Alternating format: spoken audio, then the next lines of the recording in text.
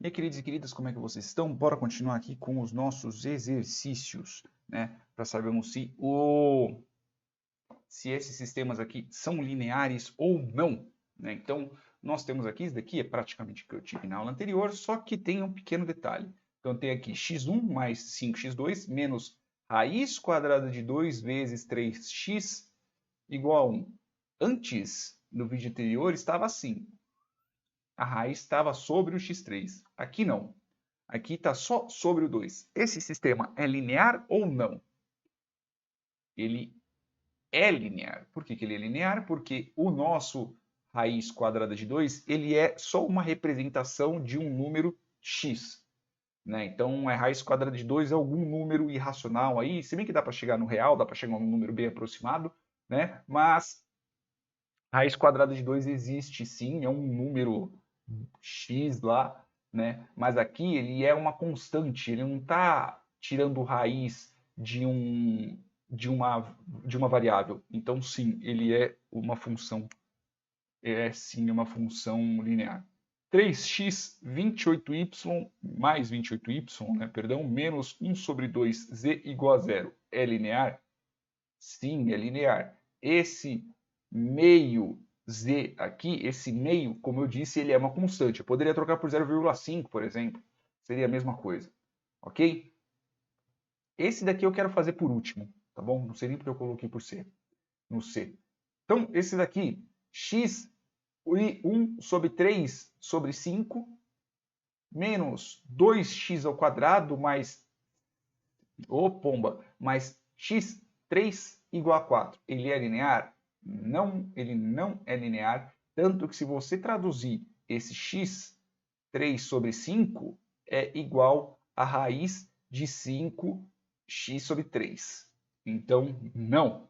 Então, não é linear, tá bom? Principalmente porque você está tirando aqui um número elevado a determinada coisa, tá bom? Agora aqui é a mesma coisa. Πx 1 menos raiz de 2x2 mais 1 terço de x3 igual a 7 sobre 1 terço, elevado a 1 terço. É linear ou não? É linear sim. Por quê? Porque esse π é um número, ele é uma constante. O raiz quadrada de 2 é um número, é uma constante. 1 terço, ele é um número, é 0,333 alguma coisa, né? E esse 1 sobre 7, raiz de 3, esse 7 sobre elevado a 1 terço é a mesma coisa que eu ter raiz de 7. E a raiz de 7, ele é uma constante. Ele não está fazendo raiz de x, eu estou fazendo raiz de 7. Tá bom? Agora esse último aqui é bem interessante. xyz igual a x mais 2y. Se nós simplesmente transformássemos isso daqui em uma... Eu esqueci o nome da paradinha, né? Quando você deixa o valor de zero. É uma equação linear homogênea, ele fica. Então, por exemplo, se eu simplesmente zerar esse nosso lado, então eu vou subtrair um x, né? Então eu simplesmente vou zerar esse bendito aqui. Então, para poder zerar, eu tenho que fazer o quê? Eu tenho que subtrair um x de ambos os lados, beleza? Tenho que subtrair um x de ambos os lados. Eu tenho que fazer o quê? Eu também tenho que subtrair 2y de ambos os lados.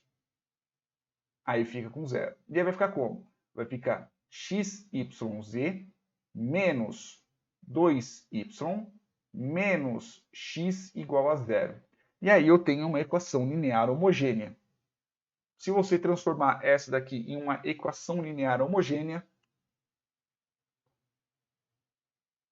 ele é uma equação linear sim. Agora, se você começar a resolver isso aqui, né, se você resolvesse esse bendito, ele deixaria de ser uma função linear. Por quê? Porque você de qualquer jeito teria que ter se você fosse isolar o z, por exemplo, você teria que ter as variáveis negativas, por exemplo. Você teria que ter elas como negativas, não, perdão, elas estariam como denominador. Então, se você vê aqui na primeira e você quiser isolar o x e o y, ficaria como x mais 2y sobre o quê? xy, ficaria sobre xy, né? Igual a z.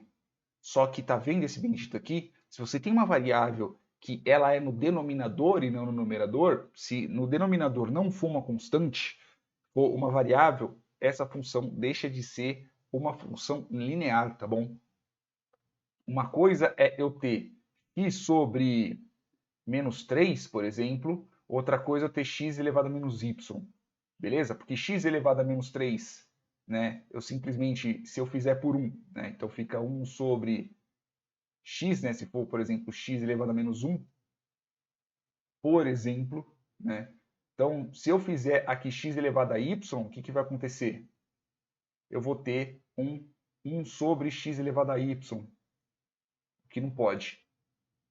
Mesmo que fosse x elevado a 1, por exemplo, né, aqui também não pode, tá bom? Então, uma coisa é eu ter também, mesmo que eu tivesse, sei lá, 3 elevado a menos x, também não poderia. Se eu falei que pode, desculpa, porque afinal de contas aqui eu vou para uma variável no meu denominador, e aí ficaria 1 sobre 3 elevado a x, o que também não pode, beleza?